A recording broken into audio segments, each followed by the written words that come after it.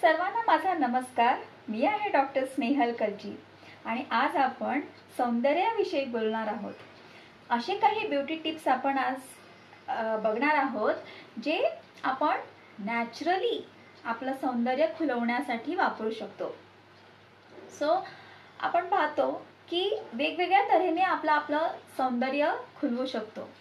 बऱ्याच बायका ब्युटी पार्लरमध्ये जातात किंवा मेकअप करतात किंवा जर काही हाय प्रोफाईल लोक जे असतात, ॲक्ट्रेसेस वगैरे, ते प्लास्टिक सर्जरी सुद्धा करून घेतात. पण ही नॅचरल ब्युटी नाही. आज मी जे बोलणार आहे ते नॅचरल ब्युटी बद्दल. जर आपलं शरीर चांगलं असेल, सुदृढ असेल, तर ते सौंदर्या थ्रू आपलं झळकतं. आपली स्किन ही चांगली राहते. त्यामुळे आपला अंतर्भाग म्हणजे काय, तर इनर ब्युटी सगळ्यात पहिली चांगली असली पाहिजे. आपलं त्यासाठी खाणं, आपलं पोषण, बॅलन्स डाएट जे म्हटलं जातं, एक परिपूर्ण जेवण आपण जेवायला हवं. जर आपला ब्रेकफास्ट, जेवण, रात्रीचं जेवण ह्या गोष्टी व्यवस्थित वेळेवर असतील किंवा एक बॅलन्स्ड परिपूर्ण जेवण असेल ते, आणि सगळ्यात महत्त्वाचं झोप सुद्धा वेळेवर हवी. ह्या गोष्टींना खरं तर ऑप्शन नाही आहे. बऱ्याच जणांना वाटतं की ह्या गोष्टी आपण कट ऑफ करून सुद्धा आपली ब्युटी वाढवू शकतो, आपण स्लिम ट्रिम होऊ शकतो. तर नाही, ह्या गोष्टी खरंच खूप महत्त्वाच्या आहेत. बॅलन्स डाएटमध्ये सुद्धा स्पेशली ब्युटीसाठी मी म्हणेन की आपण फळांचा आहार जास्त वाढवायला हवा. तर फळं म्हणजे काय, तर व्हिटॅमिन सी. आपल्याला भरपूर व्हिटॅमिन सी भेटतं आणि जेणेकरून आपली स्किन चांगली राहते, टवटवीत राहते. दुसरी गोष्ट, आपण आपल्या स्किनचं हायड्रेशन पाण्यामार्फत करायला हवं. पाणी हे सगळ्यात महत्त्वाचं आहे स्किन टवटवीत राहण्यासाठी. त्यासाठी आपण सकाळी उठल्यानंतर, मी तर म्हणेन प्रत्येक फॅमिली मेंबरनं ती सवयच लावून घ्यायला हवी, उठल्यानंतर भरपूर पाणी प्यायचं आहे. भरपूर म्हणजे अगदी आपल्याला आता होतच नाहीये इतकं पाणी प्यायला हवं.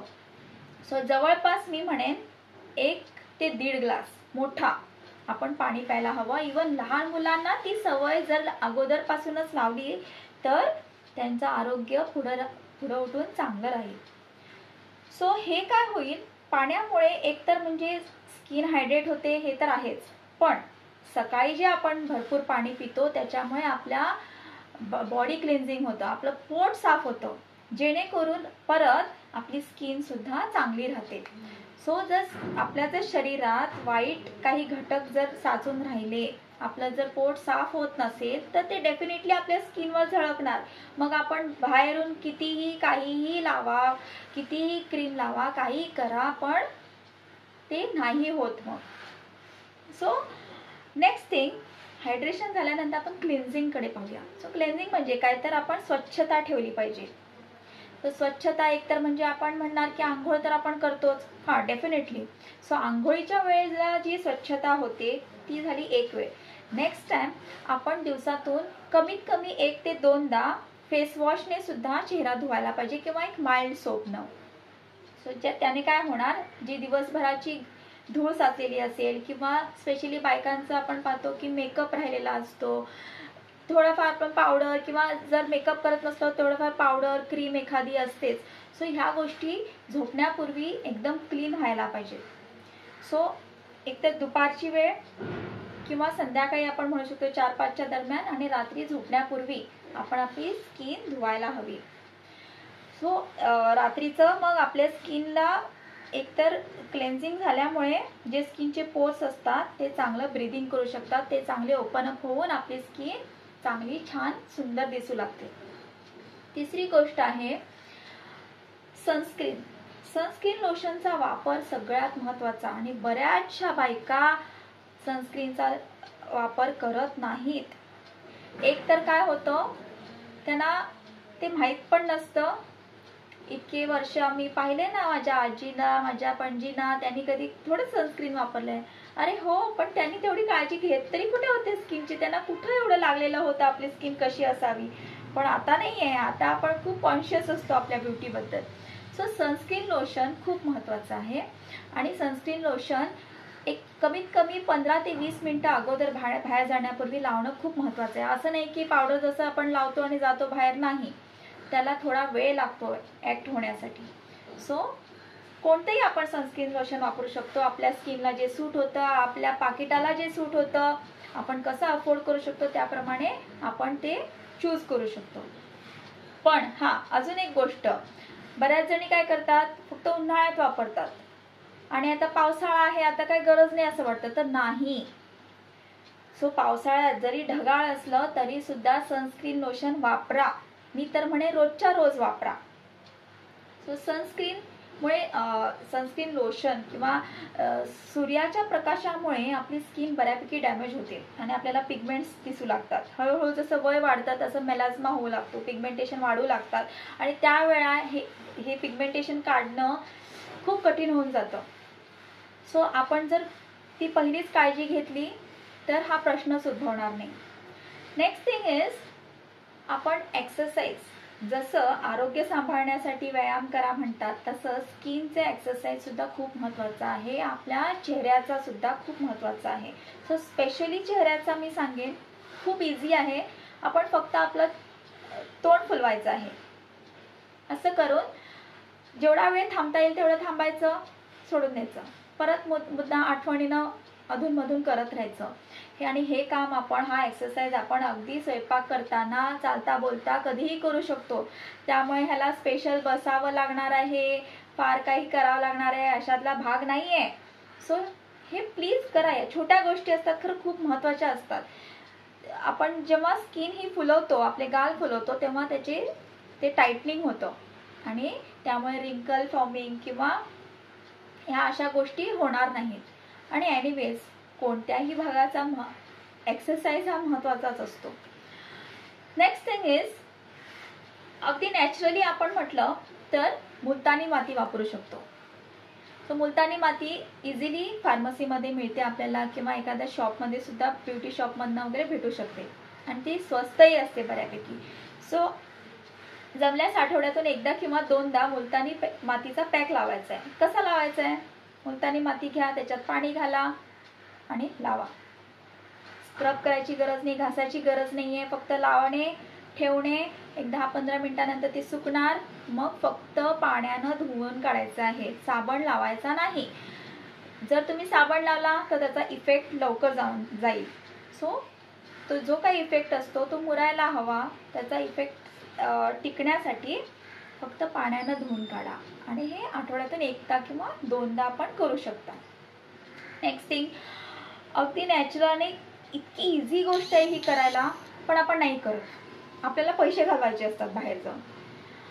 तर आपण जेव्हा फळं खातो, जसं केळं असेल, पपई असेल, सो अशी काही जी फळं आहेत किंवा इवन टोमॅटो आपण जेव्हा कट करतो, बटाटा जेव्हा कट करतो किंवा मुद्दामहून जरी कट केलं तरी फार मला वाटत नाही वेळ किंवा पैसा जाईल ह्यासाठी. सो एखादा स्लाइस कट करायचा, स्मॅश करायचा, लावायचा. बटाट्याचा स्लाइस कट करायचा, जस्ट चोळायचं. त्यानं इतका चांगला इफेक्ट येतो. ही घरगुती गोष्ट आहे, इतकी साधी गोष्ट आहे, पण आपण ते नाही करत. प्लीज करून पहा आणि ह्याचा इफेक्ट तुम्हाला इतका जाणवेल ना. सो असं वाटेल की आपण का त्या क्रीम्समध्ये इतका पैसा घालवतोय. तुम्ही स्वतःहून त्या क्रीम्सना दूर कराल आणि ही गोष्ट नॅचरल असल्यामुळे आपल्याला त्याची घाबरण्याचीही गरज नाही, काही वाईट परिणामांची. सो अजून जसं आपण फळं वापरू शकतो, बटाटा, टोमॅटो, केळं, पपई, मध, आवळ्याची पावडर जी फार्मसीमध्ये, आयुर्वेदिक फार्मसीमध्ये वगैरे इझिली सापडते. अजून म्हटलं तर साय, दुधावरची साई किंवा दूध हवं तर ते सुद्धा आपण लावू शकतो. अधूनमधून हे गोष्टी जर आपण नुसते छोटे छोटे केले ना, आपली स्किन खूप छान राहून जाते. आता हायड्रेशनसाठी ॲलोवेरा जेल ह्याबद्दल मी सांगायला विसरले. जसं आपण पाणी पिऊन आपल्या स्किन हायड्रेट करतो तसं आपली ॲलोवेरा जेलनं आपण आपल्या स्किनला मॉइश्चराईज करू शकतो. सो ॲलोवेरा जेल आपण हवं तर दुकानातून आणू शकतो, पण मी प्रेफर करेन नॅचरली जे ॲलोवेरा झाड असतं त्याचं आपण जर जस्ट एक कटिंग केलं, खालचा भाग नाही वापरायचा आहे, अगदी खालचा जो तांबडा रस सोडतो वरचा भाग घ्यायचा आहे आणि त्याचे छोटे छोटे म्हणजे ज्या दिवशी आपल्याला करायचं आहे त्यात छोटासा ब्लॉक कट करायचा, स्किनला लावायचं, झालं. ते दिसतही नाही लावल्यासारखं, तुम्ही असंच कामाला जाऊ शकता, बाहेर जाऊ शकता, सो तोही प्रश्न नाही आहे. पण ते खूप छान तऱ्हेने मॉइश्चरायझर म्हणून काम करतं. इवन ॲलोवेरा तुम्ही केसांना देखील लावू शकता आणि खरंच बघा त्याचा इफेक्ट इतका जबरदस्त असतो ना, म्हणजे अगदी आश्चर्यचकित करण्यासारखा इफेक्ट असतो. सो ॲलोवेरा आपल्याला माहित आहे ती एक औषधी वनस्पती देखील आहे. सो जर तुम्हाला ॲलोवेरा जवळपास नसेल तर मुद्दाम त्याचं झाड आणा, मी तर म्हणेन कुंडीत लावा आणि ते फार लवकर येतं आणि त्याला फार काळजी घ्यायची आहे असंही नाही आहे. आणि ॲलोवेरा झाड ही आता फार जरा वेगळी गोष्ट सांगते. खरं ॲलोवेरा झाड असं म्हणतात की घरात असावं, ते आपल्या म्हणजे घरातील निगेटिव्हिटी जसं एअर फ्रेश करतं म्हणूया आपण हवं तर. सो ॲलोवेरा लावा please. Next thing is makeup remover. बऱ्याच आता मुली बायका मेकअप वापरतात, बाहेर कामावर जाणाऱ्या किंवा कुठेही आता मेकअप वापरणं खूप म्हणजे इतकं कॉमन झालं की अगदी लहान लहान मुलींना सुद्धा मेकअप केला जातो. हां, पण मेकअप लावणं इझी म्हणजे आठवणीनं करतात, खरं आल्यावर विसरतात मेकअप काढायला आणि त्यामुळे भरपूर आपल्या स्किनचा डॅमेज होतो. सो तसं करू नका. मी तर म्हणेन निक्षून आपण मेकअप रिमूव्हर वापरायचंच आहे आणि त्यानंतर एकदा फेस वॉशनं धुवून टाकायचं आहे.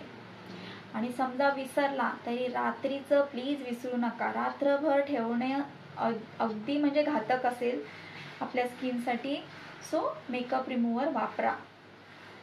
अजून एक म्हटलं तर आपण जेव्हा आंघोळ करून येतो तेव्हा बऱ्याचदा पाहिलं गेलंय की जे टॉवेल असतं आपण असं घास घासतो. लहान मुलांना कसं करून घासतो ना तसं आपण इव्हन स्वतःला सुद्धा तसंच करतो.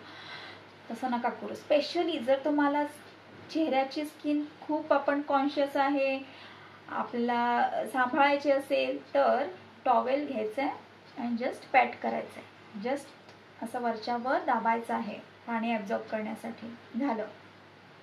जमल्यास इतर स्किनला पण करा, नसेल तर ॲटलिस्ट चेहऱ्याच्या स्किनला तरी नक्की तसं करा. Next is facial packs. आपण फेशियल जे करतो त्यासाठी बाहेर इतका पैसा आणि वेळ घालवतो. आपल्याला सर्वांना माहिती आहे की फेशियल पॅक्स म्हणजे ब्युटी ह्याच्यात शॉपमध्ये किंवा इवन माहीत नाही मला फार्मसीमध्ये वगैरे भेटतात का, पण ब्युटी शॉप्समध्ये तर डेफिनेटली भेटतात. सो म्हणजे फेशियल पॅक्स असतात, ऑनलाईन भेटतात. सो फेशियल पॅक्स आपण आणायचं आहे, स्वतःचं स्वतः फेशियल करा किंवा तुमच्या एखाद्या फॅमिली मेंबरला सांगा, तुमच्या नवऱ्याला सांगा, तुमच्या मुलीला, मुलाला, बहिणीला, ज्यांना कोणाला असेल सांगा. पण असा एक प्रश्न येतो की ते कंटाळा करतात. मग त्यावेळेला एकतर आपण स्वावलंबी बनू शकतो, स्वतःचं स्वतः करू शकतो किंवा असं डील करायचं की मी तुझं करतो तू माझं कर. जेणेकरून काय होईल, दोघांची पण स्किन चांगली होईल आणि त्याच्यात एक प्रेम पण वाढून जाईल, बॉन्ड पण वाढेल. सो अशा काही छोट्या छोट्या गोष्टी असतात पण खरंच ते खूप मॅटर करतात आपल्या स्किनसाठी, आपल्या आरोग्यासाठी. सो प्लीज हे सगळं करून पहा आणि मला नक्कीच कमेंट करून सांगा की तुमच्या स्किनवर त्याचा कसा परिणाम झाला. आणि अजून काही ब्युटी टिप्स मला जर आठवले तर मी नक्की त्याचा व्हिडिओ तयार करेन. पण तोपर्यंत तुम्ही नक्की कमेंट करून सांगा. धन्यवाद.